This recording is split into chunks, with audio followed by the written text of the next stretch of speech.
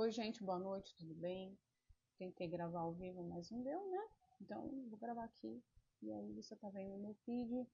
Essa aula aqui é uma aula que vai entrar para o curso de narração. Se você não me conhece, sou Cristiane Elias, autora do currículo de linguagem clássica. E meu objetivo é ensinar as crianças a aprenderem língua portuguesa de forma clássica.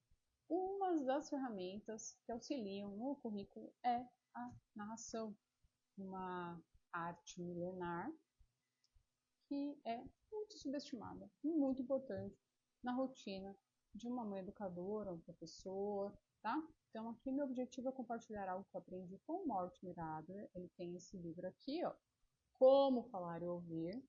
E quando eu fui lendo, eu fui identificando coisas que se ligavam, concatenavam com a narração, tá bom? Então, vou compartilhar com vocês aqui. A gente está com o curso em promoção agora na Black Friday até domingo, depois volta o preço normal, tá? Recomendo bastante. Vamos lá. Ouvido da mente. Escutar uma atividade da mente. Quando a mente não está envolvida de forma ativa no processo, deve ser chamado de audição e não de escuta. E aí ele faz um paralelo aqui de visão e não de leitura. O que é isso?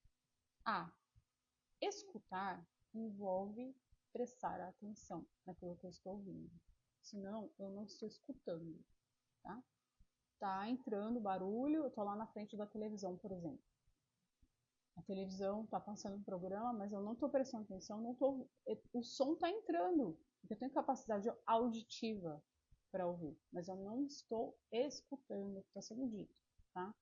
Então, é uma atividade ativa do cérebro, o escutar, tá? Da mesma forma que a gente pode ter uma leitura onde a gente passa os olhos, da mesma forma, nós temos também a função de só aquele barulho tá entrando, mas a gente não está prestando atenção. É a mesma coisa, tá?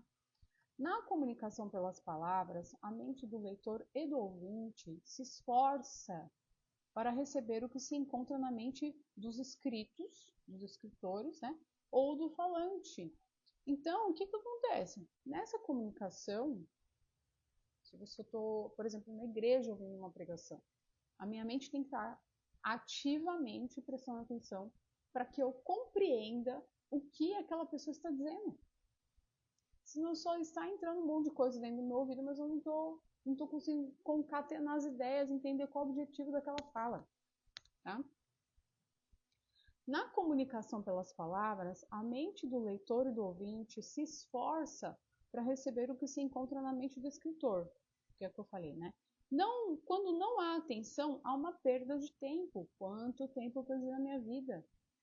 Não prestando atenção, ouvindo aquilo que estava sendo dito para mim. E a gente vive hoje um mundo de distrações. Por exemplo, a tecnologia mal utilizada, ela ajuda muito nessa distração. Não existe função, nós somos monotarefas, deveríamos ser monotarefas. Né? Eu estou assistindo televisão, mas mexendo no celular. Tá? O tempo todo a gente tem que estar com o celular na mão. Vou fazer, por exemplo, hoje eu vou para academia. Tinha um rapaz lá, um personal trainer. Ele sentou no aparelho, que era de remada, que eu precisava fazer, e ficou. Ele ficou uns 20 minutos sentado naquele aparelho, sem se importar se alguém ia precisar usar. Eu usei um outro, tive que colocar peso. Você entende? Então, essa é uma função extremamente importante, o do ouvir, e que nós não somos treinados, tá? O não saber ouvir afeta a declaração oral. Quando a gente não sabe ouvir, a gente vai ter um problema na hora de se comunicar também, tornando-a desconexa, confusa e perturbadora. Vocês já conversaram com pessoas que elas começam conversas e não terminam nenhuma? Começam assuntos e não terminam nenhum. Por quê? Porque não tem uma mente organizada, porque não sabe ouvir.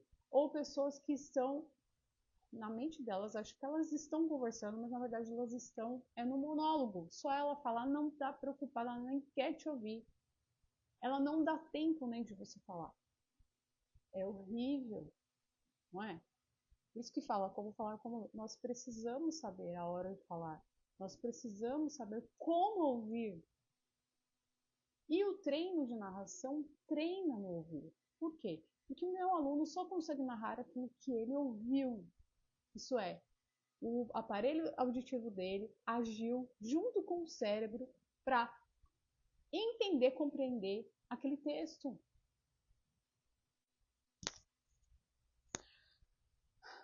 Eu estava aqui escrito, eu já falei. Né?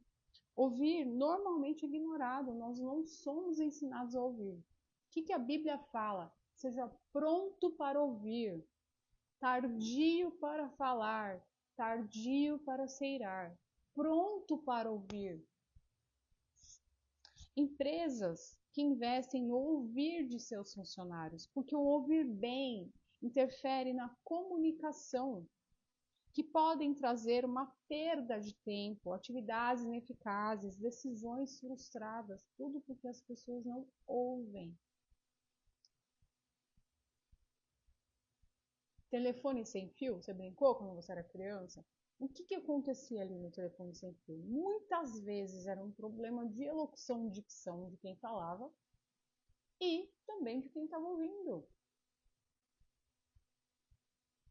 Parece uma brincadeira, né? Mas é uma figura, uma alegoria muito clara do que acontece. Tá? Aí ele fala aqui de um panfleto Sperry, que era uma empresa, que dizia assim, que das 4 atividades básicas da comunicação, a escuta é a primeira a ser assimilada durante o desenvolvimento da criança. Então, ela é a primeira atividade, o ouvir. A mais usada ao longo da vida, ela é usada durante 46% da nossa vida. E a menos ensinada na escola, na vida, né? Tá? Hábitos que interferem no ouvir. Primeiro, prestar atenção a maneirismos e não ao conteúdo, no conteúdo. Então, a pessoa, às vezes, ela vai ouvir alguém, aquele podcast também que está retratando 30 contra 1, a gente percebe o quê? Que as pessoas já vão armadas. Elas, muitas vezes, têm até dificuldade de articular as ideias. Elas usam de artifícios como falaciosos ou de risadinhas, né? Mas argumentos mesmo, elas não sustentam. E muitas vezes elas não querem ouvir. Teve um caso que eu vi que a pessoa não quer ouvir o que você tem para falar. Então, por que foi lá? Porque é um debate, né? Um debate a gente tem a troca. Então, prestar atenção a maneirismos. Como a pessoa está falando e não o que ela está falando. Isso é muito importante. E eu diria que é tão importante que isso é uma proteção para a nossa vida. Quantos discursos falaciosos, quantas pessoas estão usando muitas vezes de maneirismos, diria assim que até um discurso sofista, de recursos de oratória, de ganchos, para enganar as pessoas.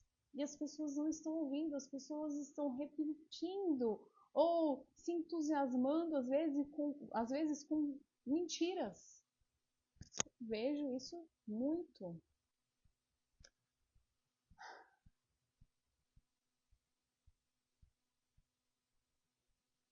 Então, ouvir, prestar atenção naquilo que está sendo dito, no conteúdo, no argumento. É no argumento. Outra coisa extremamente importante, deixar a mente devagar. Divagação, sabe? Foi para Nárnia, a mente foi para outro canto. A narração, ela é um remédio contra isso. Eu já falei aqui inúmeras vezes, falo dentro do curso também.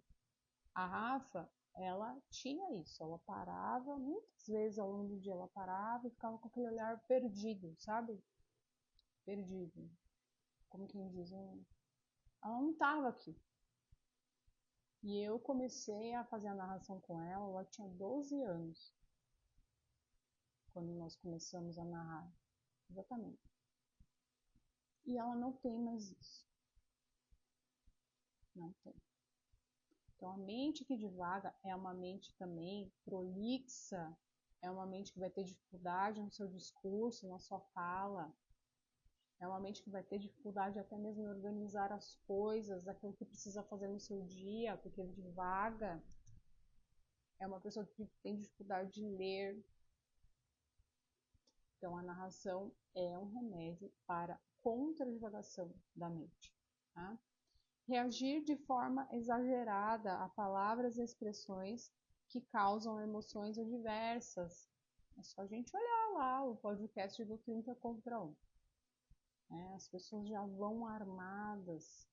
Na verdade, elas não estão em busca da verdade. Um bom debatedor, na verdade, ele quer buscar a verdade. Não é? Eu assisti o da Campanholo, achei horrível, assisti só um pouco, assim, não consigo, porque na verdade ali não existe um debate, ali existe uma vontade de, às vezes, humilhar a pessoa com um discurso ad hominem, né, falacioso, ou usa-se de números mentirosos. Os argumentos são vastos, né, mas nada assim em busca da verdade, tá? E aqui ele fala, eu vou ler para vocês a página 89, passo a passo para ouvir um discurso. Deixa eu abrir aqui.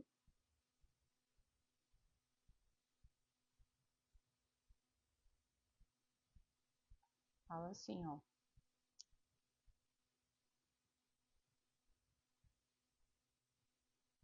Ponto 1. Se eu faço um post amanhã, eu coloco, elenco aqui os pontos, tá? Mas ele tá assim. Do que trata o discurso como um todo? Então, eu estou escutando alguém falar alguma coisa, está tratando do quê? Você já ouviu também? Eu já ouvi. Pregação que começa, você não consegue entender o quê. Qual que era o objetivo? Não sei, tá? Mas a gente precisa entender. Se a gente ouve, a gente precisa compreender. Qual foi o discurso como um todo? Do que se trata? O que em essência o falante está tentando dizer e como diz? 2. Quais são as ideias, as conclusões, os argumentos principais ou centrais? Quais são as expressões utilizadas especialmente para exprimir essas ideias e para exprimir as conclusões e argumentos do falante? 3. As conclusões do falante são consistentes ou equivocadas? Elas encontram um bom respaldo em seus argumentos ou esse respaldo de alguma forma inadequado? O raciocínio do falante foi longe demais ou trazia questões relevantes ao propósito controlador não mencionado? E 5. E daí? Que consequências acompanham as conclusões que o falante quer adotadas? Que importância ou significado elas têm para mim? Então, isso aqui é uma pessoa que usou muito bem o seu tempo e ouviu aquilo que foi dito para ela, tá? Isso, então, gente, nada mais é. Então, isso aqui é extremamente importante, tá bom? Principalmente para na faculdade, né? Quando eu estava estudando para o curso de narração, um dos livros que eu li tinha depoimentos de alguns alunos que foram obrigados durante a sua vida escolar em casa, né, educacional em casa, foram obrigados a narrar. E aí passaram na faculdade e falaram, ah, beleza, eu tô livre da minha mãe, não existia o meu saco de narração, não preciso mais fazer. E esses alunos depois encontravam muita dificuldade nas aulas. O que eles começaram a fazer? Eles começaram a fazer as narrações das aulas. Então, eles ouviam as aulas, prestando atenção, colocavam alguns ganchos, né? E depois recontavam para si mesmos a aula. E esses alunos se destacavam. Então, para concluir, é uma live curta, né? O seguinte, narração, na minha opinião, eu não sou vendedora de curso. Eu não sou vendedora de curso. Eu sou escritora de um currículo. E o meu currículo tem como objetivo que as crianças sejam doutas para a glória de Deus. Esse é o mote do meu currículo. Esse é o objetivo do meu currículo.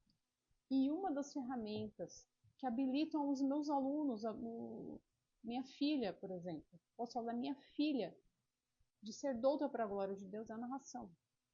Eu só vi benefícios. Comprar um curso não vai resolver o seu problema. mas você estudar o curso e aplicar o curso consistentemente na sua casa vai resolver vários problemas, não só.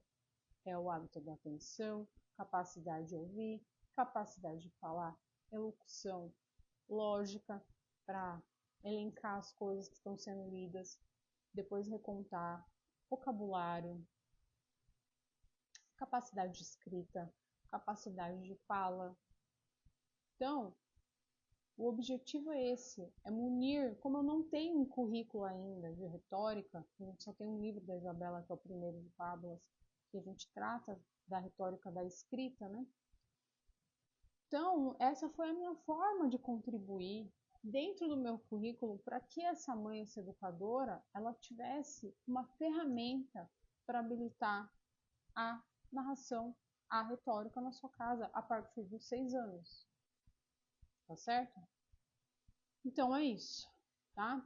Promoção essa semana, até o dia 30 de novembro, tá bom? Depois volta para o preço normal. Se você tiver alguma dúvida, coloca aqui e eu vou responder. Posso até responder pelos stories, posso até abrir caixinha amanhã e tirar dúvidas de vocês, tá bom? Mas eu espero do fundo do meu coração. Se você não sabe fazer, é um excelente curso, vai te auxiliar do começo, meio e fim. É um problema que vai te ajudar a resolver de 6 aos 16 anos, 10 anos. Eu tenho a Rafaela tem 2 anos e meio de narração. Quem dera eu soubesse o que eu sei hoje, elas tivessem começado lá com 6 anos. Onde elas estariam? Nem sei, gente. Tá bom? Mas o meu objetivo é esse: auxiliar a mãe, professores que precisam alavancar a retórica em suas casas, com seus alunos. Essa é uma excelente forma. Tá bom? Então é isso. Um abraço, fiquem com Deus e até a próxima.